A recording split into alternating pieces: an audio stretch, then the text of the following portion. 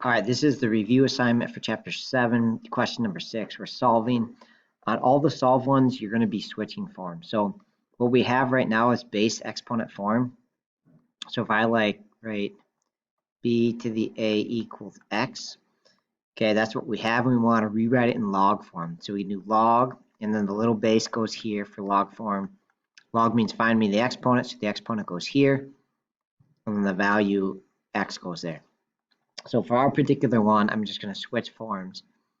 So I'm going to do log, and then the base is going to be the 8, right?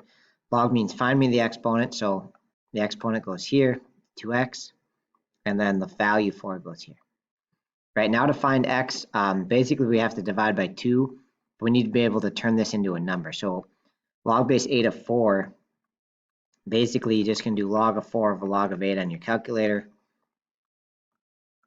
Or if you have that log base button, you can do that. But basically, let's get a number. I think it's like 2/3 basically, or something like that. And then you divide that by 2 to get x.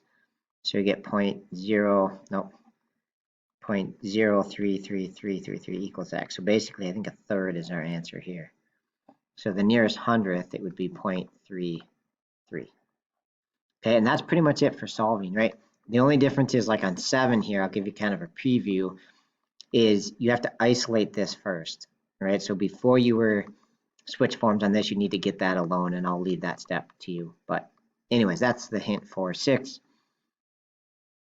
Thanks for watching.